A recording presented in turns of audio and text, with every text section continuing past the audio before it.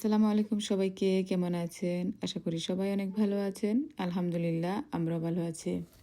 আমার পরিবারের নতুন আরেকটি ব্লগে সবাইকে স্বাগতম। আজকে ছিল শনিবার আর ব্লগটা শুরু করেছি আমার শ্বশুরের বাসা থেকে। তো এখানে অনেক মাংস দেখতে পাচ্ছেন, আর এগুলো হচ্ছে আমার দেবরের ছেলের জন্য আকিকা দেওয়া হয়েছে, ওই আকিকার মাংস। সকাল সকাল ফার্মে গিয়ে একটা গরু নিশা দিয়ে আর কি আকিকা করে নিয়ে আসলো মাংসগুলো। আর আমরা এখানে সবাই মিলে মাংসগুলোকে মানে আলাদা করে নিচ্ছিলাম সবার বাসায় মানে দেওয়ার জন্য আর কি। পরিচিত জন যারা আছে তাদেরকে দেয়া হয়েছে। তারপর আমরা সবাই দেবর মানে যারা আছি আর কি, ননদ সবাই মিলে আর কি নিয়ে গেলাম। আর আজকে খাওয়ার জন্য কিছু রান্না করা হচ্ছে এখানে বড় হাঁড়িতে। আর আগামীকালকের জন্য আবার হচ্ছে হুজুর এসে বাসায় দোয়া পড়ে যাবেন নতুন বেবির জন্য, তো কালকেও আবার রান্না করা হবে কালকের জন্য। তো এখন যেহেতু দুপুর টাইম মানে 1টার মতো বাজে, আর আমরা কিছু মাংস আলাদা করে নিয়ে এসে বড় হাঁড়িতে বসিয়ে দিচ্ছিলাম আর কি। তো এখানে সব মশলা দিচ্ছিলাম, আর আমার ননদে ছিল আমার সাথে, ও আমাকে দেখিয়ে দিচ্ছিল আসলে বড় হাঁড়িতে রান্না করতে, বা যখন সবাই মিলে একসাথে রান্না করি তখন দেখা যায় যে মানে সবারই অপিনিয়নটা নেওয়া লাগে কতটুকু মাংস দিব বা কতটুকু মশলা দিব। যদি বা একা রান্না করি তখন কিন্তু এটা লাগে না, তখন দেখা যায় যে মানে নিজের আন্দাজ মতো সব কিছু দিয়ে দিই। তো যাই হোক, একসাথে রান্না করারও একটা মজা আছে। তো একসাথে সবাই চাটা খেলাম, তারপর হচ্ছে গল্প করে করে রান্নার কাজটাও শেষ করে নিচ্ছি আর কি। দুপুরে যেহেতু খাওয়া দাওয়া হবে এখানে, আরও তো তরকারি রান্না করতে হবে, তো কিছু আলাদা তরকারিও রান্না করা হচ্ছে। আমার যাওয়া কিছু রেডি করে নিচ্ছিল আর কি। তো আপনারা মাংসের মশলার অ্যামাউন্ট দেখে বুঝতে পারছেন হয়তো কতটুকু মাংস রান্না করা হচ্ছে এখানে। কিন্তু অনেকগুলো মানে আমি আইডিয়া করে বলতে পারবো না, মনে হয় একসাথে 5 কেজি বা এর বেশি হবে আর কি বসানো হয়েছে। অনেকগুলো মাংস ছিল এখানে, যদিও বা আমরা সবাই খাওয়ার পরে অনেক মানে থেকে গিয়েছিল, আবার পরের দিনের জন্য মানে বেশি করে রান্না করা হয়েছিল আর কি। আর এই যে তরকারির ফাইনাল লুক কীভাবে মানে কীরকম হয়েছে আর কি আপনাদেরকে একটু দেখিয়ে দিলাম। মাশাল্লাহ, আমার কাছে তো কালারটা অনেক সুন্দর লেগেছে। তো যেহেতু অনেক পানি বের হয়েছে, আর এখানে লাস্টে আমি আরও কয়েকটা পেঁয়াজ দিয়ে দিলাম, আর একটু মানে দিলে আমার কাছে টেস্টটা অন্যরকম মনে হয়। তো একটু পেস্ট দিয়ে তারপর আরও কষানোর পর সামান্য একটু ঝোল দিয়ে দিয়েছিলাম। তো দুপুরে খাওয়া দাওয়া শেষ করে আমরা আগামীকালকের যে প্রিপারেশন ওইটা নিচ্ছিলাম আর কি। তো এখানে 2টা হাঁড়িতে বড় বড় 2 হাঁড়িতে রান্না করছি, যদিও বা আমরা সব আমাদের নিজের মানুষই, আলাদা কোনো মানুষকে মানে বলা হয়নি, শুধুমাত্র আমরা যারা আছি শ্বশুরবাড়ির সবাই আর কি খাবো, আর হচ্ছে হুজুর একজন আসবেন বাসায়। তো এখানে একটা রান্না করছি, এটা হচ্ছে আলু দিয়ে গরুর মাংস রান্না করব, আর একটা হচ্ছে এমনিতে আর কি গরুর মাংসের একটা ঝোল করব। তো এটা হচ্ছে আলু দিয়ে যেটা আর কি রান্না করব ওইটা বসিয়ে দিচ্ছিলাম। আর হাঁড়িটা আসলে অনেক ছোটো হয়ে গিয়েছে মাংসের তুলনায়, তো অর্ধেক রান্না করার পর আমাদেরকে আবার হাঁড়ি চেঞ্জ করতে হয়েছে। আর এখানে একে একে সব মশলা দিয়ে দিচ্ছিলাম। তো আমার শ্বশুরবাড়িতে এসে অনেক কিছু শেখা হয়েছে, এই যে বড় বড় হাঁড়িতে রান্না করা বা সব ধরনের রান্না করতে পারা।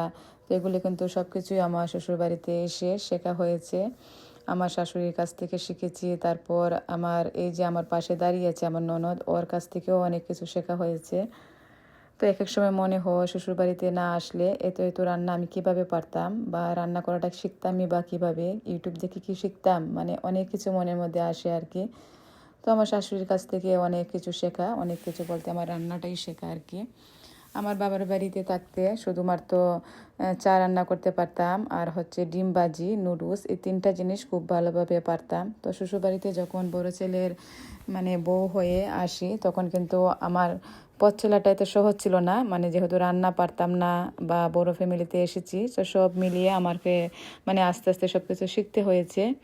আর আমি যেহেতু মানে স্টুডেন্ট থাকাকালীনই আমার বিয়েটা হয়ে যায়, তো দেখা যায় যে পড়ালেখা থেকে শ্বশুরবাড়িতে আর তেমন কিছু শেখা হয়নি বাবার বাড়িতে থেকে। তো তো সব কিছুর জন্য আলহামদুলিল্লাহ, আল্লাহর কাছে সবসময় শুক্রিয়া আদায় করি। আল্লাহ সবার সবসময় একরকম রাখেন না, এক একজনের লাইফস্টাইল এক এক রকম থাকেন। তো আসলে আপুদের সাথে গল্প করতে করতে অনেক কিছু শেয়ার করা হয়ে যায়, আর শেয়ার করতে আমার ভালো লাগে। আর আপুরা প্লিজ যারা এই পর্যন্ত আমার ভিডিওটি দেখেছেন একটা লাইক দিয়ে কন্টিনিউ করবেন, আর যদি ভালো লেগে থাকে অবশ্যই একটি কমেন্ট করে আমাকে জানাবেন। তো আমাদের রান্না বাড়া প্রায় শেষের দিকে, একদম মানে মাগরিবের পরে গিয়ে আমরা চুলের আগুন বন্ধ করেছিলাম। তো মাগরিবের নামাজ আদায় করে আমরা বাচ্চাদেরকে খাইয়ে তারপর বাসায় চলে এসেছিলাম।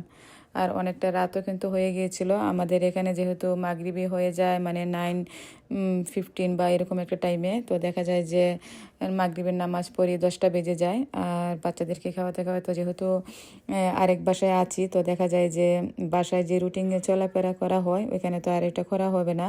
তো দেখা যায় এমনি অনেক লেট হয়ে গেছিল। তো বাসায় এসে ক্লিন আপ হয়ে তারপর এশার নামাজ আদায় করতে হয়েছিল আর কি।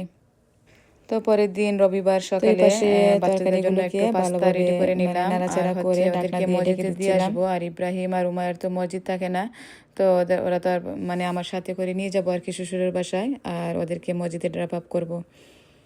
তো বাচ্চাদের জন্য একটু জটপট করে পাস্তাটা রেডি করে নিয়েছিলাম যাতে করে একটু খেয়ে যায়, না হলে দেখবো যে মানে ওদের খেতে খেতে অনেক লেট হয়ে যাবে। মসজিদ থেকে আসার পর আবার রেডি হয়ে চলে যেতে হবে শ্বশুরের বাসায়। আর এখন তো আমি ওদেরকে মানে মসজিদে দিয়ে আবার চলে যাব, কারণ হচ্ছে বাকি রান্নাগুলো শেষ করতে হবে আর ভাতটাও রান্না করতে হবে আর কি। তো বাচ্চাদেরকে দিয়ে শ্বশুরের বাসায় আসার পর তরকারিগুলোকে একটু একটু করে সবগুলোকে গরম করে নিচ্ছিল। আর এগুলো বড় হাঁড়ির রান্নাগুলো বাহিরেই গরম করা হয়েছে, আর আস্তে আস্তে এগুলোকে ট্রেতে নিয়ে নেওয়া হবে আর কি। আর তেমন একটা ভিডিও করতে পারিনি, দেখতে পাচ্ছেন ওই সাইডে কিন্তু ট্রেগুলোতে তরকারিগুলো সাজিয়ে রাখা হয়েছিল বা ভাত রান্না করে রাখা হয়েছিল। আমার আর তেমন কোনো ভিডিও করা হয়নি। তো বাচ্চাদেরকে মসজিদ থেকে নিয়ে এসে রেডি করে তারপর আমরা চলে এসেছিলাম। খাওয়া দাওয়া শেষ করে এখন হচ্ছে যাবার পালা। 2 দিন থেকে মানে একদম বিজি ছিলাম, একটু টায়ার্ডও লাগছিল। তো দুপুরে খাবার টাবার শেষ করে আমরা চলে যাব। আর এখানে হচ্ছে বেবিকে গিফট দিচ্ছিল আমার মেয়ে নিয়ে এসে আর কি, খুবই লজ্জা পাচ্ছিল।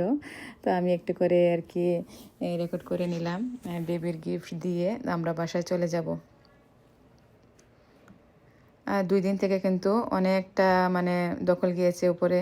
আর আমার মেয়ে আসছিল বেবিকে কুলে নিতে, আর দেখতে পাচ্ছেন এনভেলাপের ভিতরে আমরা মানে মানি দিয়ে দিয়েছি। আসলে ছেলে বাচ্চা তো কি কিনে দেব, মানে গোল্ডের কোনো জিনিস তো দেওয়া যাবে না। তো মানি দিয়ে আমার মনে হয় সবচেয়ে বেস্ট। তো আমরা বাসায় চলে যাচ্ছিলাম, আর এই পাশে হচ্ছে আমি এক পাশে ড্রাইভ করছিলাম আমার গাড়ি দিয়ে, আর ওই পাশে হচ্ছে আমার হাজব্যান্ড ওর গাড়ি দিয়ে আসছিল আর কি। তো আমার মেয়েরা দুষ্টুমি করে একটুখানি মানে ভিডিও করে নিল আর কি মামা পাপাকে। তো যাই হোক, আমার আজকের ব্লগটা এই পর্যন্তই। সবাই ভালো থাকবেন। আল্লাহ হাফিজ, আসসালামু আলাইকুম।